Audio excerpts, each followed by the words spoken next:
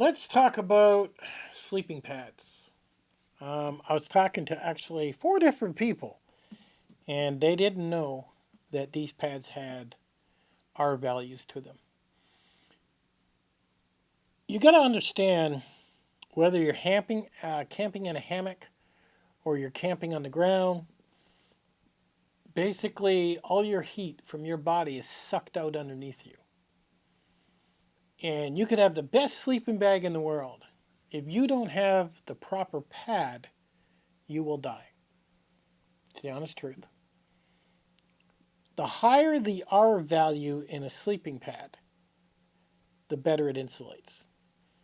So some people would say, well, I might as well just get the highest and I'm good to go. Well, that's not true, because if you were to actually use a super high R value, which is what this one is, you would be sweating.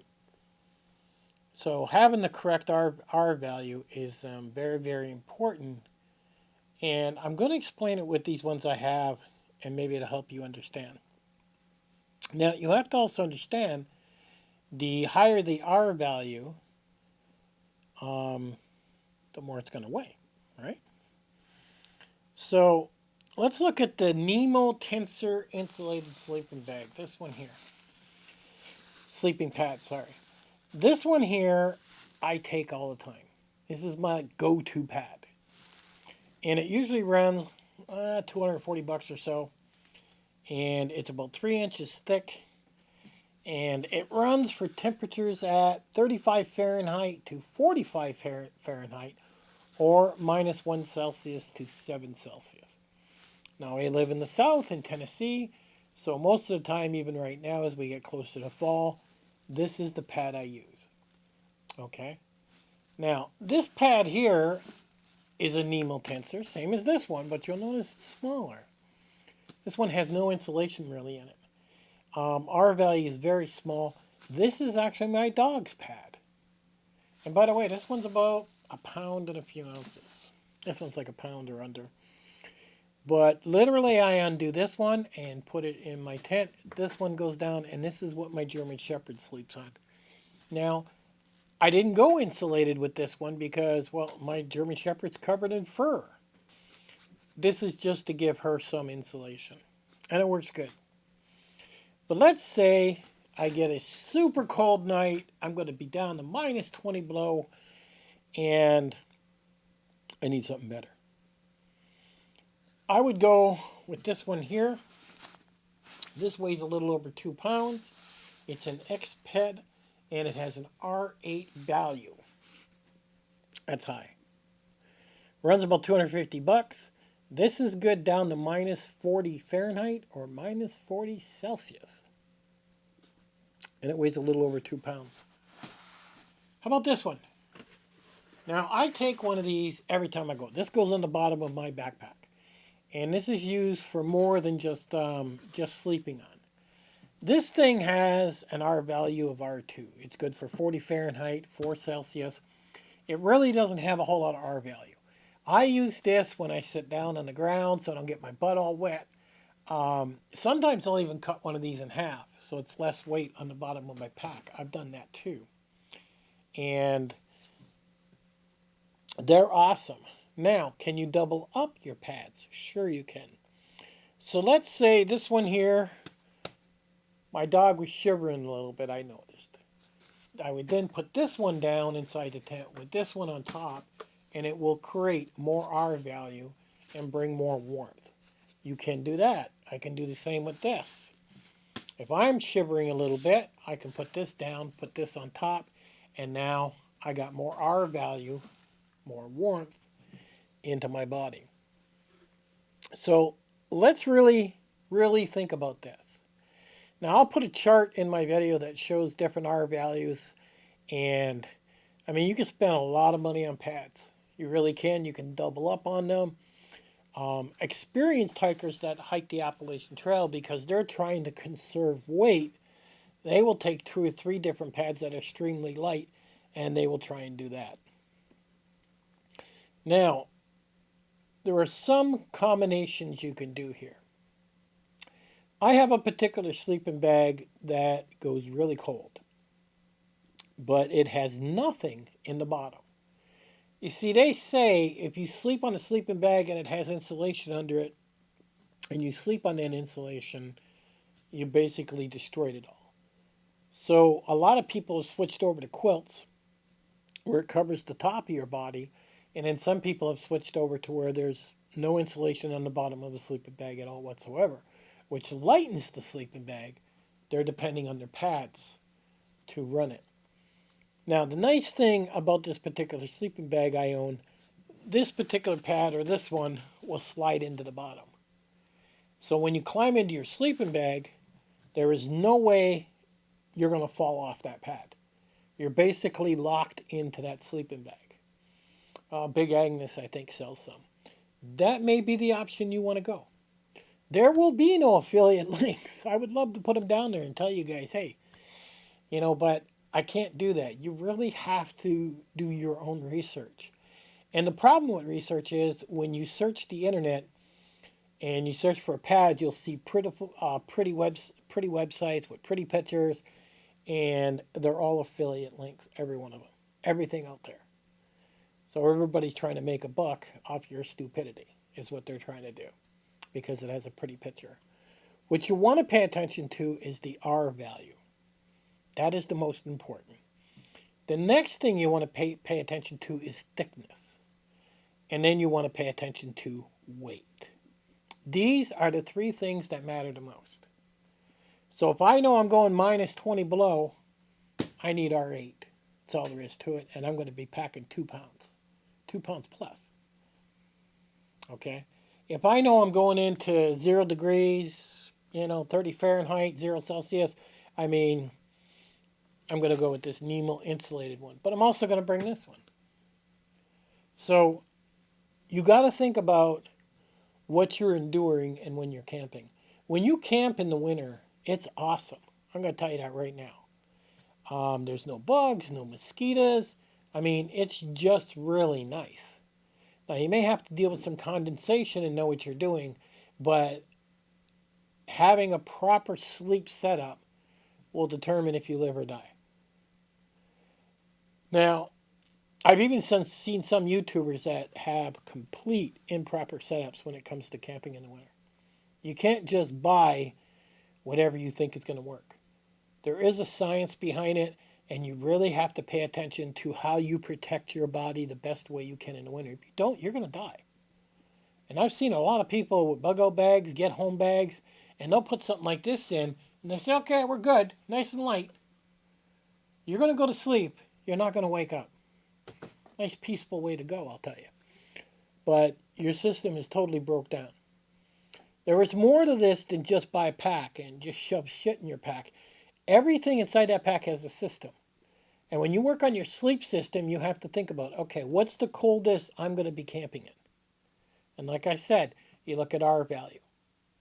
If you live in a very cold place and you really want to camp in, minus 30 below Celsius or Fahrenheit, you're going to want something like this. But when you start going with stuff like this, and there's 4 or 5 companies, it gets expensive. This thing's like $250. These are like $230. This one was like $150. This is cheap. This is like $30-50. And there's all kind of Chinese knockoffs out there. And how they get them down so cold, they actually have down or some form of heavy insulation inside those pads, is what they do. Years ago, there was nothing to tell you what these pads were. It was hit and miss. Somewhere along the line, some company, I think, took a bunch of them in court. Now they had to actually physically put an R value to them to tell you what's going on. So your job's easier. I like something that's 3 inches thick simply because when I roll on my side, I don't want to feel the bones digging into the ground. 3 inches or thicker is very comfortable. When you lay on your side with something like this ain't very comfortable. It's not very thick whatsoever. But this is definitely 3 inches. This is 3 inches. This is 3 inches. And this has actually had my dog walk all over it and never break, and because of her nails. Now, I keep her nails trimmed pretty good, but, anytime it can happen. So, you need to really think about what pad you're going to run. And that's just it. Now, I do run a quilt too, And I have no problem sleeping with a quilt on when I've got this or this, and I don't fall off the mat. When I go to sleep, I stay in one spot. I can sleep on my side, I can sleep on my back. I don't have anything stopping me because usually I've been walking so much, usually I'm just exhausted and don't matter. It's not, once in a while I might come off a mat, but not too often. And that's a big thing you have to consider. A lot of people can't even sleep in a hammock on their side. When you get into a hammock system, I would even say that's probably more expensive because you're running a heavy duty quilt underneath you, and then you're running a quilt on top of you, and then your hammock. I mean, you're trying to keep yourself basically curled up like a Tootsie Roll inside this hammock system. And that's what's going on with this. So if you run a 0 degree bag like this, and then we run something a little stronger, if I get some drops underneath, then I run this, I take care of it. So, and you do this by experience. Now, I've said this over and over and over. If you're going to get into winter camping, don't just put this shit in your pack and go out there and start camping. You're going to kill yourself. You must practice in your backyard. And who's ever living with you, your wife, your kids, whoever, a friend, they must come out and check on you. They can't let you sleep all night. Because as far as you know, you could be sleeping in this and then you're not waking up and you're all dozy and you're basically on the edge of dying. A person has to come out in 3 hours and kind of shake you and wake you up and see if you're alert and are you okay. And then if they open their eyes, say, oh man, my sides are really cold. Get your ass in the house now. No matter how small it is. And I'm serious. If you sleep on a quilt, for example, your arm may come out and you may be sitting there on top of this pad and the next thing you got frostbite to all your hands. And this becomes a very extensive system because you could be wearing clothes to layer yourself. Okay, some people will take their pack, take everything out of their pack, lay their pack down because their pack goes from their neck to their waist. Then they'll put this on top of the pack, putting more insulation between you and that cold on the ground. So coming up with the right combination is very important. You could run a 0 degree pad and you could be what they refer to as a hot sleeper. You sleep warm, and I do. I sleep warm. So you're not going to need as much insulation. But if you get a heavy duty quilt or a heavy duty sleeping bag and then you put that down, you may notice that all of a sudden you're sweating around your neck, you may be sweating around your chest, but not your back. Sleeping bag obviously is too hot. So you're constantly playing, trying to get this equilibrium basically of you don't want to be sweating. You don't want to be creating condensation. That makes you cold when you get wet. So you're trying to come up with this perfect system dialed in when you sleep, especially in the wintertime, where you're not sweating, where you're comfortable, where you're as warm as a bug in a rug, is what you want to do. And the problem is when you get into winter camping, you're not going to do it cheap. I'm sorry to tell you. You have to spend a couple $100 on these pads. And your life is extremely important, so don't mess around with that, especially at night. If you don't have the money to buy these pads, then don't go out and do winter camping. It's that simple. And that's all there is to it. So think about, and I'm not don't think about the coldest 1 or 2 days because chances are you won't be out there. You could do that. But think about what is the average. You can look up your area and then figure out, okay, I'm usually at 20 below. What kind of R value am I going to need? Probably a 7 or an 8. And that's going to dictate what you're going to need. In Tennessee, I get away with this. Once in a while, I'll take this with me. Once in a while. When I look at the weather and see which direction it's going. So when I'm out there camping my videos, everybody's like, look how comfortable he is. I know, I make it look easy. But I'm going to tell you right now, what makes it easy is experience. That's it. That's what makes shit look easy. The more experience, the more you do it, the better you get at it. And you don't just go do it. You go start in your backyard. Somebody checks on you. I can't specify that enough. You're messing with some dangerous shit here. And you really want to make sure you're prepared for what's coming. That's very, very important. So pads are extremely important. That's why I have multiple different types. And you have to decide what works for you. R value, okay? Get them at least 3 inches thick. Some of them you can get thicker. And the weight of them. And you're going to find that you're going to sleep very, very comfortable. And when you wake up in the morning, you're going to go, that was just like sleeping in bed at home. It is if you get your system right. So be careful what pads you get. Make sure you really check them out. Now, also consider this. Let these pads blow up. So let's say I'm out with this pad on an ending note here, and let's say this breaks. Make sure you have a repair kit. I mean, because if this breaks, you're not sleeping out there. There is no insulation now. You literally are packing your shit up and getting home. Okay, so you want to make sure you got a repair kit if you want to be out there camping still. So keep that in mind. Not only just what pads you're going to get, but make sure you got a repair kit in case something goes wrong. My dog's nails very well could go through this. So you want to think twice about what you can do to keep everything up to par. All right, there's an explanation on pads. Hope you guys get it. I will throw a couple links in the bottom. I'll throw this one in, which I think is like $2.39.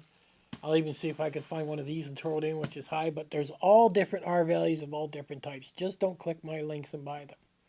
Really study and do your own research.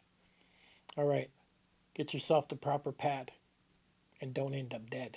And I'll catch you on the next one.